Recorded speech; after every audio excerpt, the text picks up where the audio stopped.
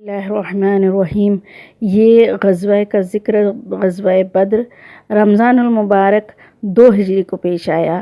یہ غزوہ غزوات اسلام میں سب سے بڑا غزوہ ہے، اس لیے کہ اسلام کی عزت اور شوکت کی ابتدا اور کفر اور شرک کی ذلت اور رسوائی کی ابتدا بھی اسی غزوے سے ہوئی تھی۔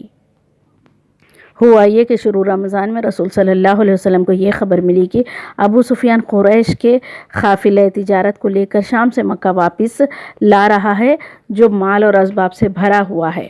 آپ صلی اللہ علیہ وسلم نے مسلمانوں کو جمع کر کے اس کی خبر دی اور فرمایا، یہ قریش کا کاروان تجارت ہے جو مال و اسباب سے بھرا ہوا ہے، تم اس کی طرف نکلو گے تو عجب نہیں کہ حق جل شانہ تم کو وہ قافلہ غنیمت میں عطا فرمائے۔ چونکہ جنگ اور جدال اور قتل و قتال کا کوئی وہم و گمان بھی نہ تھا، اسی لیے بلا کسی جنگی تیاری کے اہتمام کے نکل کھڑے ہوئے۔ ابو سفیان کو یہ اندیشہ لگا ہوا ہی تھا، اسی لیے جب ابو سفیان حجاز کے قریب پہنچا تو راہگیروں سے یہ سوال کیا کرتا تھا، مسافروں سے کہ حالات کیا ہیں، خبریں پوچھتا تھا۔ اسے یہ جب خبر ملی کہ آن صلی اللہ علیہ وسلم اپنے اصحاب کے ساتھ اس قافلے کی طرف نکل گئے ہیں، تو ابو سفیان نے اسی وقت زمزم غفاری کو اجرت دے کر روانہ کیا، تیزی سے جانے کو کہا اور کہا کہ وہاں جا کر قریش کو اطلاع دے کہ جس قدر جلد ممکن ہو سکے اپنے قافلے کی خبر لیں، آئے یہاں اور اپنے سرمایہ کو بچانے کی کوشش کرے۔ محمد اپنے اصحاب کو لے کر قافلے کی طرف آ رہے ہیں۔ 12 رمضان المبارک کو رسول صلی اللہ علیہ وسلم مدینہ منورہ سے روانہ ہوئے۔ 313 یا 14 آدمی آپ کے ساتھ تھے۔ بے سر و سامانی کا یہ عالم تھا کہ اتنی جماعت میں صرف 2 گھوڑے تھے، 70 اونٹ تھے۔ ایک گھوڑا حضرت زبیر بن عوام کا اور دوسرا مقداد کا۔ حضرت ایک اونٹ اور 2 3 آدمیوں میں تھا۔ حضرت عبداللہ بن مسعود فرماتے ہیں کہ بدر میں جاتے وقت ایک اونٹ 3 آدمیوں میں مشترک تھا، نوبت یعنی کہ ایک کے بعد ایک سوار ہوا کرتے تھے۔ ابو لبابہ اور حضرت علی رضی اللہ تعالیٰ عنہ اور رسول صلی اللہ علیہ وسلم ایک ساتھ شریک تھے۔ جب رسول اللہ کے پیدل چلنے کی باری آتی تو ابو لبابہ اور علی عرض کرتے، یا رسول اللہ آپ سوار ہو جائیے، ہم آپ کے بدلے میں پیادہ چل لیتے ہیں۔ آپ یہ ارشاد فرماتے کہ تم چلنے میں مجھ سے زیادہ طاقتور تو نہیں ہو اور تم سے زیادہ میں اللہ کی اجرت سے بے نیاز بھی نہیں ہوں۔ ادھر زمزم غفاری ابو سفیان کو پیغام لے کر مکہ پہنچا اور بتایا کہ تمہارا قافلہ خطرے میں ہے، دوڑو اور جلدی کرو۔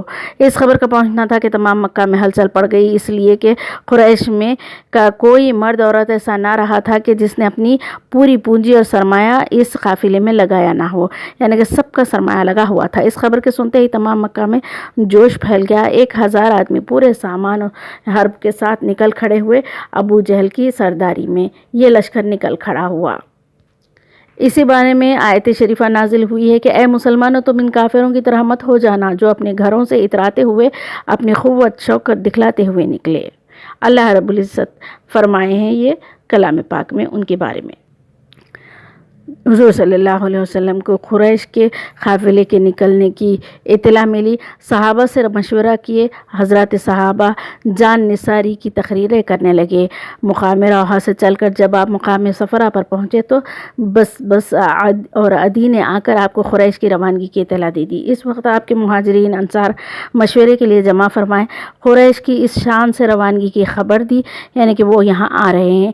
انہوں نے جب یہ سب سنا تو حضرت مقداد بن اسود نے ایک جان نثارانہ تقریر کی، کہا کہ یا رسول اللہ، جس چیز کا اللہ نے آپ کو وعدہ حکم دیا ہے اس کو انجام دیجئے، ہم سب آپ کے ساتھ ہیں۔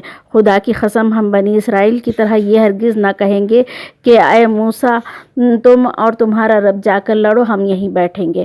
ہم تو بنی اسرائیل کے خلاف یہ کہیں گے کہ آپ اور آپ کا پروردگار جہاد اور قتال کرے، ہم بھی آپ کے ساتھ جہاد اور قتال کریں گے۔ اور مختصر یہ کہ ادھر رسول صلی اللہ علیہ وسلم اپنے اصحاب کے بدر پہنچ گئے، مگر قریش نے پہلے پہنچ کر پانی کے چشموں پر قبضہ کر لیا تھا، مناسب موقعوں کو اپنے لیے چھانٹ کر رکھ لیا تھا، برخلاف مسلمانوں کے کہ ان کو نہ پانی ملا اور نہ جگہ مناسب ملی۔ ریتیلا میدان تھا جہاں چلنا ہی دشوار تھا، ریت میں پیر دھس جاتے تھے۔ حق جل وعلا نے باران رحمت نازل فرمائی، بارش ہوئی جس سے تمام ریت جم گئی اور پانی جمع کرنے کے لیے مسلمانوں نے چھوٹے چھوٹے حوض بھی بنائے اس بارش کے پانی کو روکنے کے لیے اور پانی تاکہ وضو کر سکے اور غسل کے کام آ سکے۔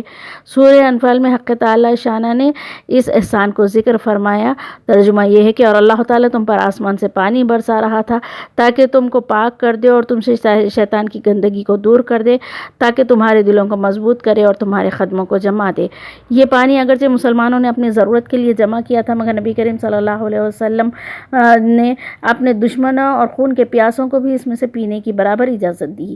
جب شام ہوئی تو رسول صلی اللہ علیہ وسلم نے حضرت علی اور زبیر بن عوام، سعد بن ابی وقاص اور چند صحابہ کو قریش کی خبر لینے کے لیے روانہ فرمایا۔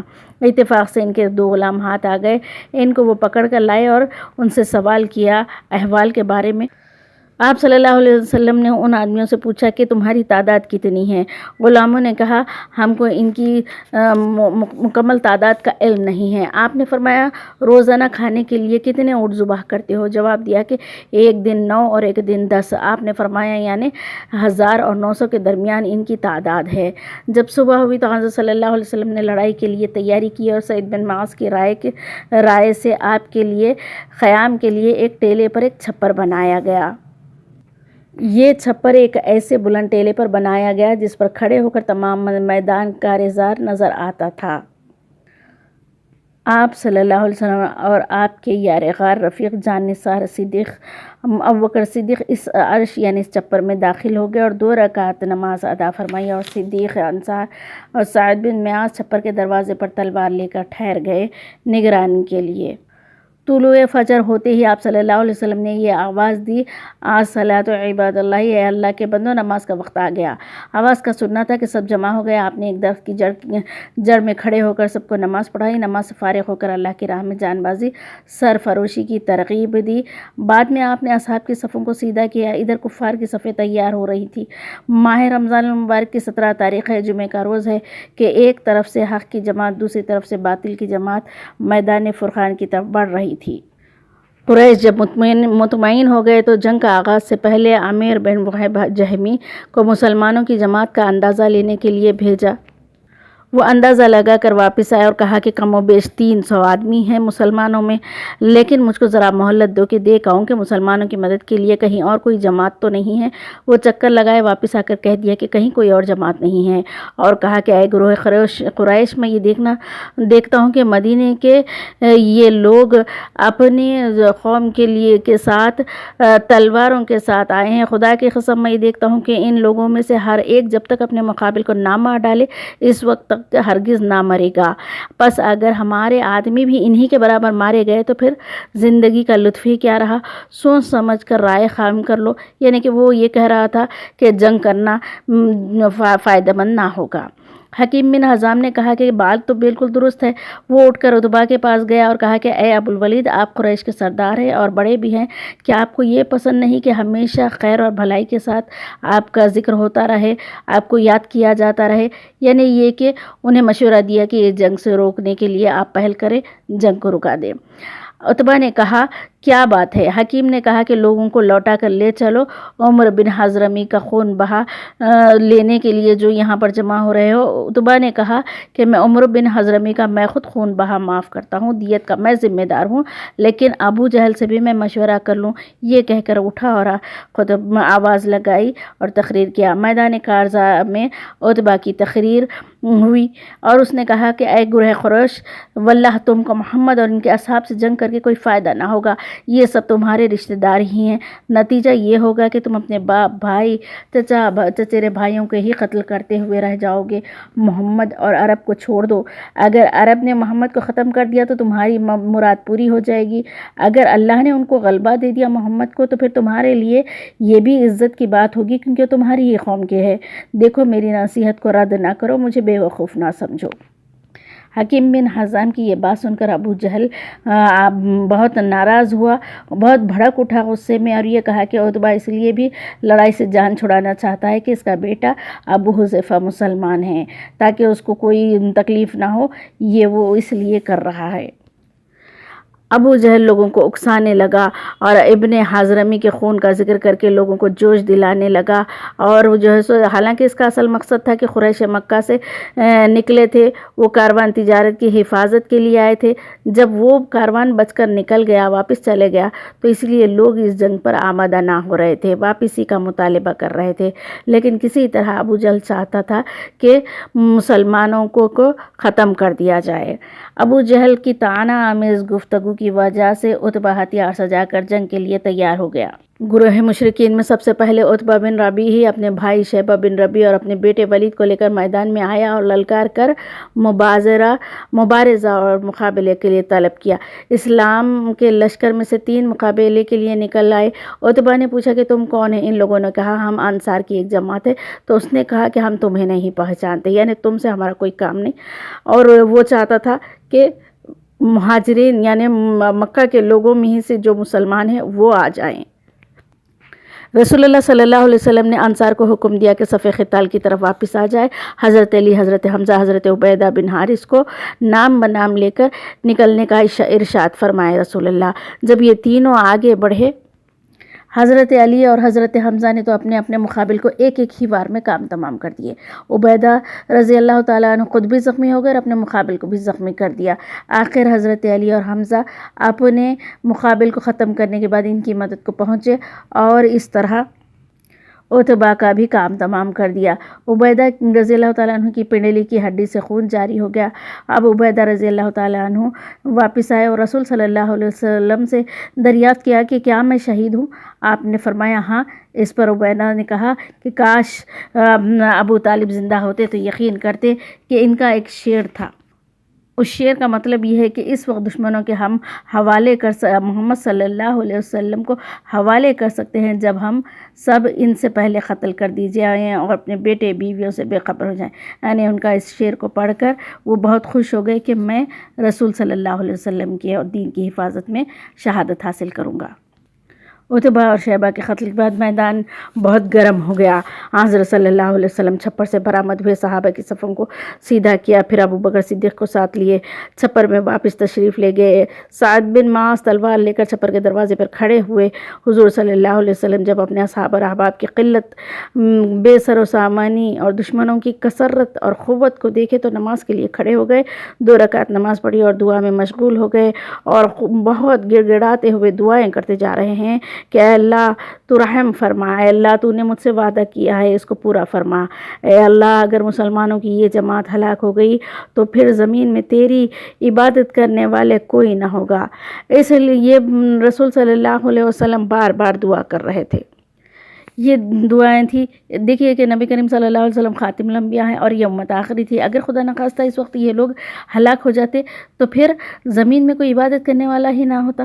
تو یہ رسول صلی اللہ علیہ وسلم بہت گریہ وزاری سے بار بار دعائیں کرتے جا رہے ہیں، اتنا زیادہ گریہ وزاری کر رہے ہیں، اتنا زیادہ رو رو کے دعائیں کر رہے ہیں کہ رسول صلی اللہ علیہ وسلم کے سر سے کاندھوں سے چادر بھی ڈھلک کے نیچے گر جا رہی، لیکن آپ برابر گڑ گڑاتے ہوئے دعائیں کر رہے ہیں۔ پیارے نبی کی یہ حالت دیکھ کر ابو بکر صدیق کو رہا نہ گیا اور وہ آ کر روکی کہ بس کافی ہے، پیٹ کے طرف سے آ کر آپ کو چمٹا لیے اپنے سے اور کہنے لگے یا رسول اللہ کافی ہے، کہا کہ اللہ تعالیٰ نے آپ کی دعائیں سن لی ہے۔ یعنی کہ آپ کی اتنی الہ اور گریہ وزاری کو دیکھتے ہوئے حضور صلی اللہ علیہ وسلم کو فرمایا کہ یقیناً اتنا کہنے کے بعد تو اللہ نے ضرور آپ کی دعائیں سن لی ہوگی۔ ابن اسحاق کی ایک روایت ہے جس میں کہا کہ دعا مانگتے مانگتے ایک دفعہ یہ کہ آپ صلی اللہ علیہ وسلم پر نیند طاری ہو گئی، تھوڑی دیر بعد آپ بیدار ہوئے اور ابو بکر سے مخاطب ہو کر ارشاد فرمائے اے ابو بکر تم کو بشارت ہو، تمہارے پاس اللہ کی مدد آ گئی۔ جبرائیل علیہ السلام گھوڑے کے باگ پکڑے ہوئے، دانتوں پر ان کے غبار ہے، یعنی کہ جبرائیل علیہ السلام فرشتوں کے ساتھ مدد کے لیے آ گئے ہیں۔ اول حق تعالیٰ نے 1000 اور پھر 3000 اور پھر 5000 فرشتے مسلمانوں کی مدد کے لیے اتارے، چونکہ اس جنگ میں کفار مشرکین کی امداد کے لیے ابلیس لعین اپنا لشکر لے کر حاضر ہوا تھا۔ دیکھیے کہ یہاں پر کیا تھا کہ جو ابو جہل اور اس کے ساتھی تھے، اس کے ساتھ میں جو ہے سو شیطان بھی ایک انسان کی شکل لیے ہوئے اپنے لشکر کے ساتھ اس جنگ میں شامل ہوا تھا، اور ادھر جو ہے سو اللہ تعالیٰ نے بھی مسلمان مسلمانوں کی مدد کے لیے جبرائیل، میکائیل، اسرافیل علیہ السلام کے ساتھ فرشتوں کا لشکر نازل فرمایا۔ چونکہ شیطان خود سراخہ بن مالک کی شکل میں تھا اور اس کے لشکر کے لوگ بنی مدلج قبیلے کے مردوں کی شکل میں آئے ہوئے تھے۔ ابو سعید سعدی رضی اللہ تعالیٰ عنہ جو صحابہ بدر میں سے تھے، وہ فرمایا کرتے تھے کہ بدر کے دن فرشتے زرد رنگ کے عماموں میں اترے، شملے مونڈھوں پر کے درمیان میں چھوڑے ہوئے تھے، یعنی کہ فرشتے بھی انسانوں کی شکل میں یہ آئے تھے۔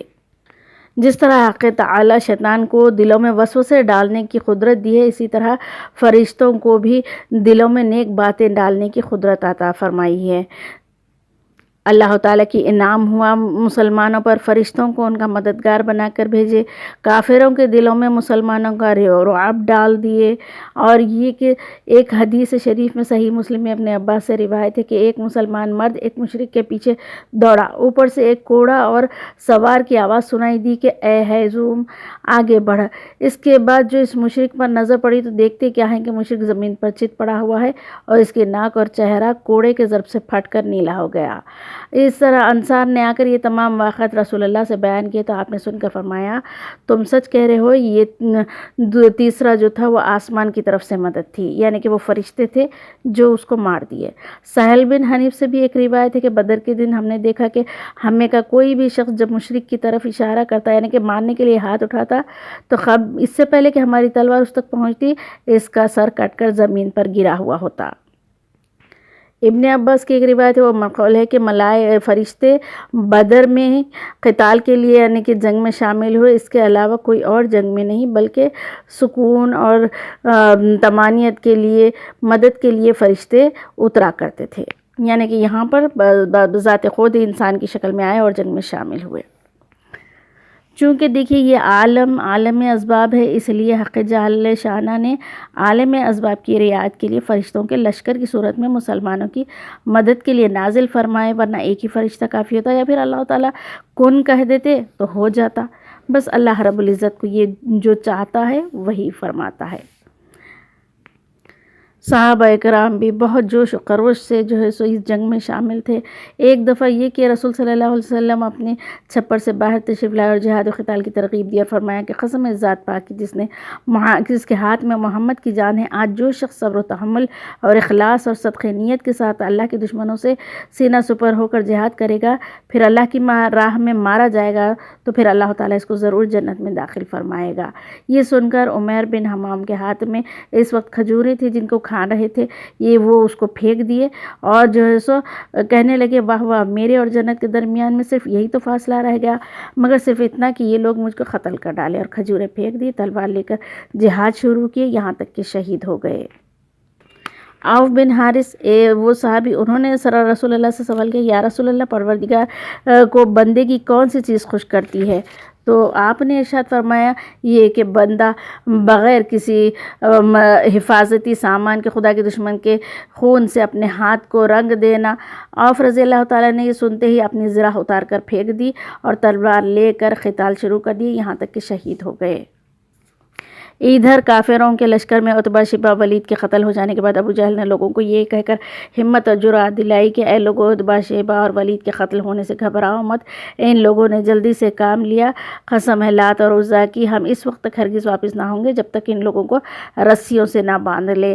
اس کے بعد ابو جہل نے اللہ سے دعا مانگی کہ اے اللہ، ہمیں جو رشتہ داروں کو توڑنے والا اور غیر مہذب کام کرنے والا ہے اس کو ہلاک کر دے، ہم میں اور سے یعنی کہ دونوں فریق میں سے جو تیرے نزدیک سب سے زیادہ محبوب اور پسندیدہ ہیں، آج اس کو تو فتح و نصرت دے دے۔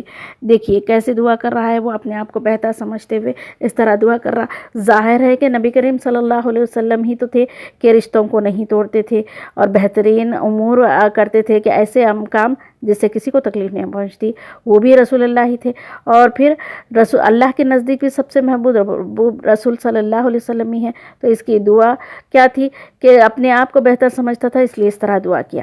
تو دیکھیے اسی بات پر اللہ رب العزت ایک آیت نازل فرمائے کہ اب ترجمہ ہے، اگر تم فتح طلب کرتے ہو تو دیکھ لو تمہارے سامنے فتح آ گئی، اب اگر آئندہ کو باز آ گئے تو تمہارے لیے بہتر ہے اور تمہاری جماعت ذرا برابر کام نہ آئے گی، اگرچہ وہ جماعت کتنی ہی زیادہ کیوں نہ ہو، یقیناً اللہ تعالیٰ ایمان والوں کے ساتھ ہے۔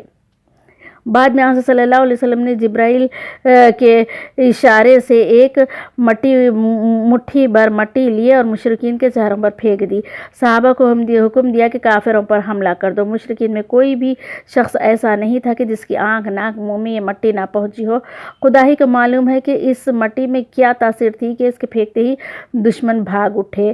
اس بارے میں آیت نازل ہوئی ہے کہ وَمَا رَمَيْتَ إِذَا رَمَيْتَ وَلَكِنَّ اللَّهَ رَمَى، اور نہیں پھینکی وہ مٹی بھر جو آپ نے مگر اللہ نے، لیکن یعنی کہ وہ آپ نے جو پھینکی تھی وہ آپ کی طرف سے نہیں تھی بلکہ اللہ کی طرف سے پھینکی گئی تھی، اسی لیے وہ ہر ایک کے آنکھوں میں، منہ میں ایسا پہنچ گئی۔ جب جنگ کی شدت ہوئی تو رسول صلی اللہ علیہ وسلم نے 3 مرتبہ شاہت الوجوہ، چہرے بگڑ جائے، پڑھ کر ایک مٹھی بھر مٹی قریش کی طرف پھینکی، جس سے صحابہ کو حکم دیے بعد میں کہ جو ہے سو حملہ کرنے کی ایک لحظہ کا وقت نہ گزرا تھا کہ اللہ کے دشمنوں کے چہروں پر بے حسی اور معنوی ذلت و غبار چھا گیا اور آنکھیں ملنے لگ گئے۔ مٹی کا پھینکنا تھا کہ کفار کا تمام لشکر سر سیما ہو گیا، بڑے بڑے بہادر جان باز بھی قتل ہو گئے، قید ہونے لگ گئے، مسلمان خدا کے دشمنوں کو قتل کرنے لگ گئے، گرفتار کرنے میں مشغول ہو گئے۔ ابو جہل کا واقعہ قتل ہونے کا یہ کہ اس جنگ میں عبد الرحمن بن عوف فرماتے ہیں کہ بدر کے دن صف میں کھڑا تھا، اچانک نظر جو پڑی تو دیکھتا ہوں کہ میرے دائیں بائیں انصار میں کے دو نوجوان بچے تھے، اس لیے مجھ کو اندیشہ ہوا کہ لوگ آ کر مجھ کو 2 لڑکوں کے درمیان کھڑا دیکھ کر نہ گھیر لیں۔ اس خیال سے میں تھا کہ ایک لڑکے نے آہستہ سے کہا کہ اے چچا، مجھ کو ابو جہل کون ہے بتا دو کہ وہ کون سا ہے۔ میں نے کہا اے میرے بھتیجے، ابو جہل کو دیکھ کر کیا کرو گے؟ اس نوجوان نے کہا میں نے اللہ سے یہ وعدہ کیا ہوا ہے کہ اگر ابو جہل کو دیکھ لوں تو اس کو قتل کر ڈالوں گا یا تو خود ہی مارا جاؤں گا، یعنی کہ اس حد تک لڑائی کروں گا، اس لیے کہ مجھ کو خبر ملی ہے کہ ابو جہل رسول صلی اللہ علیہ وسلم کو گالیاں بکتا ہے۔ قسم ہے ذات پاک کی جس کے قبضے میں قدرت میں میری جان ہے، اگر اس کو دیکھ لوں تو میرا سایہ اس کے سائے سے بھی نہ ہٹے گا، یہاں تک کہ ہم میں سے جس کی موت پہلے لکھ دی گئی ہے وہ مر نہ جائے۔ ان کی یہ گفتگو سن کر دل سے یہ آرزو جاتی رہی کہ کاش میں بجائے وہ ان 2 لڑکوں کے کوئی بڑے مردوں کے درمیان میں ہوتا۔ یہ سوچا تھا اور میری خواہش ختم ہو گئی۔ یعنی ان دونوں کی اس بات سے بہت ہی جو ہے سو انہیں حوصلہ ہوا کہ یہ بہادری پر بہت ہی نازاں ہوئے۔ یہ دونوں نوجوان افرا کے بیٹے تھے، معاذ اور معوذ۔ ابو جہل کے بیٹے اکرمہ جو فتح مکہ کے بعد میں اسلام لائے تھے، اس وقت وہ مسلمان نہیں تھے، باپ کی حمایت میں آگے بڑھے۔ ادھر جو ہے سو ابو جہل کی دونوں اس طاق میں تھے، جب بھی موقع ملا تو پھر یہ دونوں نے زور سے تلوار کا وار کیا کہ ابو جہل کی ٹانگ کٹ گئی۔ ابو جہل کے بیٹے اکرمہ نے پلٹ کے فوراً ہی اپنے باپ کی حفاظت میں آگے بڑھے اور ماس کے شانے پر اس زور سے تلوار ماری کہ ان کا ہاتھ کٹ گیا، لیکن پٹی سے بندھا ہوا تھا، یعنی کپڑے میں ابھی تسمے سے لگا ہوا تھا، ہاتھ بیکار ہو کر لٹک گیا، مگر سبحان اللہ معاذ شام تک اسی حالت میں لڑتے رہے۔ جب ہاتھ کے لٹکنے سے تکلیف زیادہ ہونے لگی تو ہاتھ کو پیروں سے دبا کر نکال کر زور سے پھینک دیا، اور عثمان غنی رضی اللہ تعالیٰ عنہ کے زمانے خلافت تک وہ زندہ رہے، مگر معوذ بن افرا ابو جہل کو مارنے کے بعد لڑائی میں اتنے مشغول ہوئے یہاں تک کہ وہ جام شہادت نوش کر لیا۔ فتح کے بعد ابو جہل کی لاش کی تلاش ہوئی۔ ابو جہل اگرچہ خوب زخمی ہو چکا تھا لیکن زندگی کی رمق ابھی اس کی باقی تھی۔ انس رضی اللہ تعالیٰ عنہ سے روایت ہے کہ رسول اللہ نے بدر کے دن فرمایا کہ کوئی ابو جہل کی خبر لائے۔ عبداللہ بن مسعود نے جا کر لاشوں میں تلاش کیا، دیکھا کہ ابھی اس میں کچھ زندگی کی رمق باقی ہے۔ ایک بخاری کی ایک روایت ہے، اس میں بتایا گیا ہے کہ ابن مسعود رضی اللہ تعالیٰ عنہ نے ابو جہل کی گردن پر پیر رکھ کر کہا یہ کہ ذلیل اور رسوا کیا تجھ کو اللہ نے، اور بعد میں اس کا سر کاٹا۔ رسول صلی اللہ علیہ وسلم کے قدموں میں لا کر اس کا سر ڈال دیا اور یہ عرض کیا کہ یہ سر ہے اللہ کے دشمن ابو جہل کا۔